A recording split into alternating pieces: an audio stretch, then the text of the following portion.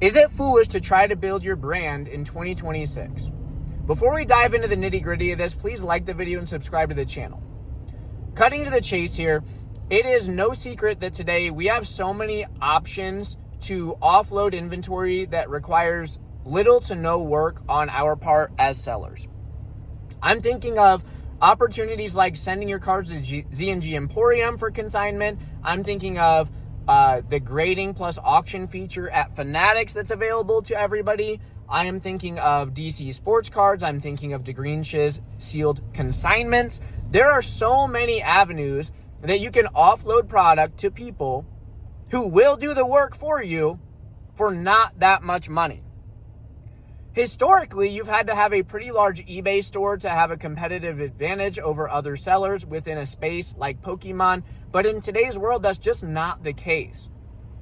So we dial back to the idea that people like me are still trying to grow their own eBay store. And for what?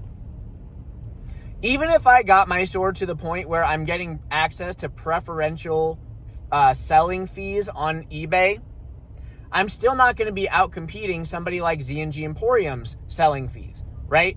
He is so much bigger than me that there's almost no way that in the short term or medium term time horizon that I'm going to get anywhere close to whatever his fees might be on eBay, right? And if you want to do the math, then take a look at his pricing, take a look at his payout percentages, and see if you come to the same conclusion as me.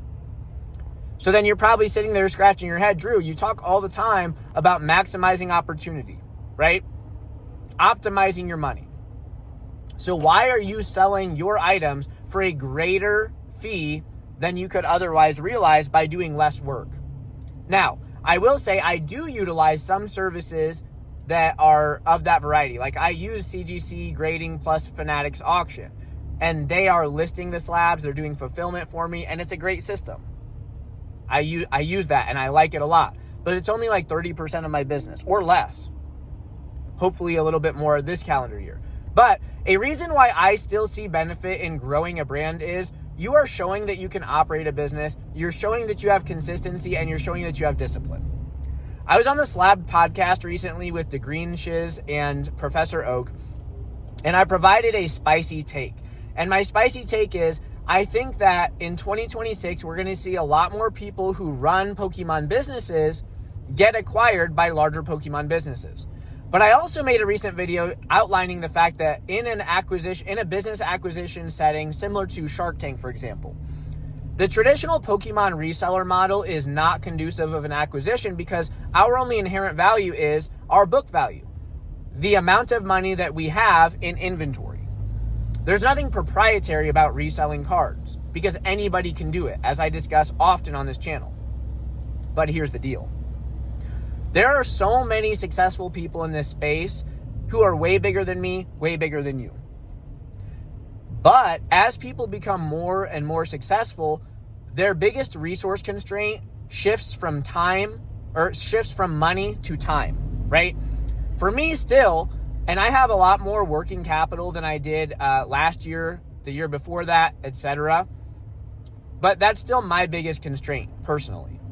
But there are people larger than me whose big problem is time. They don't have time to do all their things. And so there's opportunity that comes with that. An example given is there are plenty of people who have streaming services via like eBay Live, Fanatics, whatnot, etc.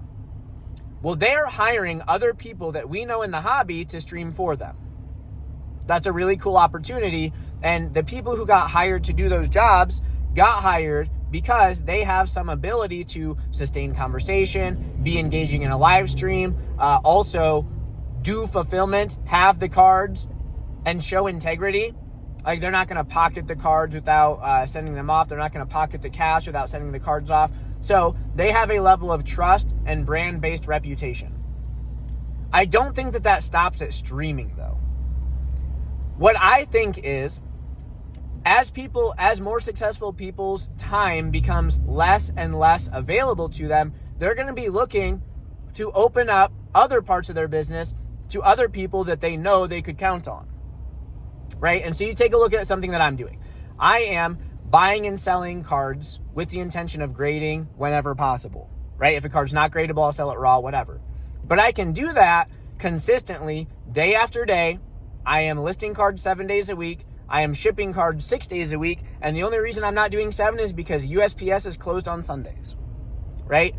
So you consider that I could offer somebody 7 days worth of listings. I could offer somebody 6 days worth of fulfillment.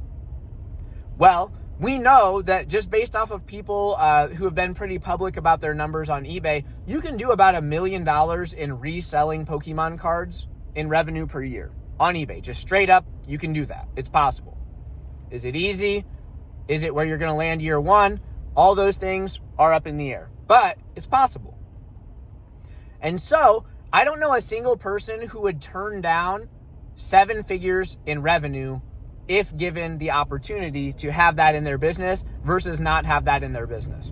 And so for that reason, I think that continuing to do jobs that show that you are a committed, knowledgeable person who has the ability to be disciplined, whether you feel like doing a task or not feel like doing a task, I think that speaks volumes to the amount of opportunity that could become available down the line.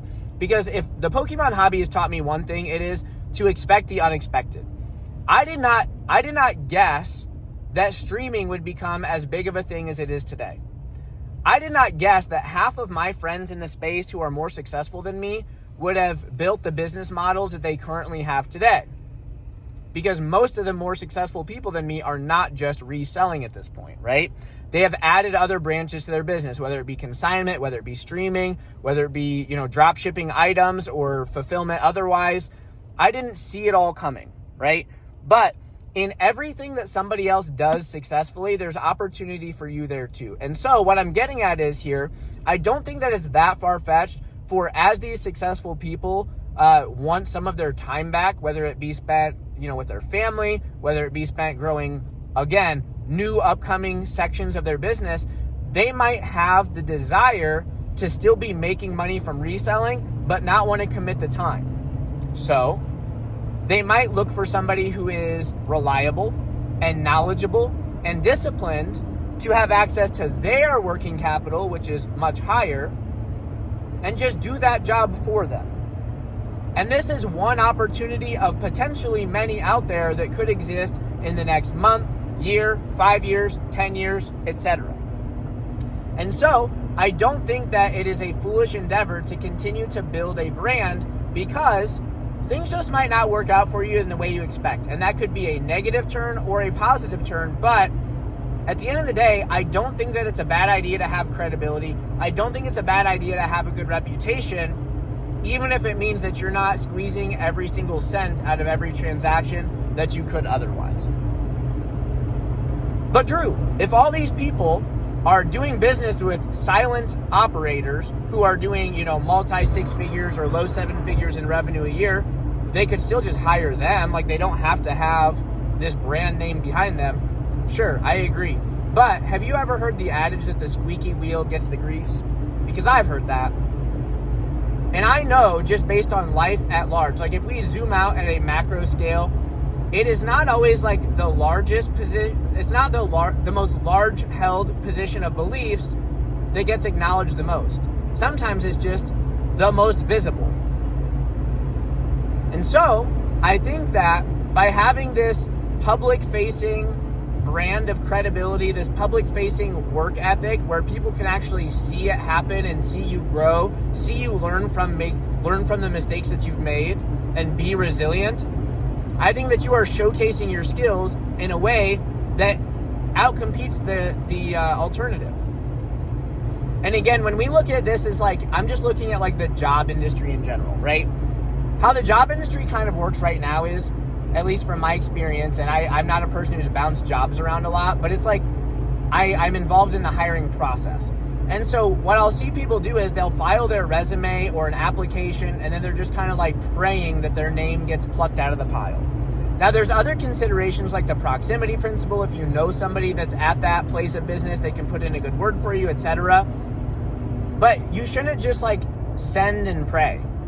Instead, what seems to be more desirable or more potentially beneficial is you make your skills so visible and so clear that the person who's trying to hire you is convinced that it would be foolish not to onboard you.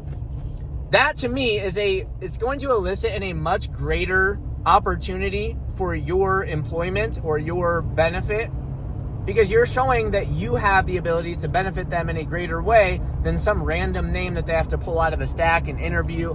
And you don't want to make it a matter of just having a good conversation. You want to make it undeniable, right? And I'm thinking about sports too. If you're in like a wrestling match, it's like you don't just want to win by 1 point and it's like this weird referee call, and then when you get your hand raised, you get the win, but it doesn't quite feel convincing or whatever. Like, you want to pin your opponent. Nobody's going to argue that. You had the dude's shoulders on the mat. You took him down, 10 times. That's undeniable work. And when you get your hand raised in a situation like that, it feels so much better. And so I think for the reasons described, it is still worth it in 2026 to continue building your brand as an individual. And even if none of that stuff happens, like even if this is all just a pipe dream and none of it turns out to be true, guess what?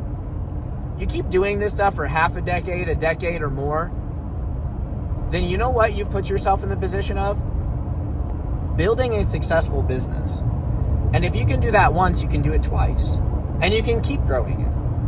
And then you can be the person who's on the lookout for somebody successful that you can onboard, because they have displayed skills that you can't live without having. Thank you all for watching, and I will see you on the next one.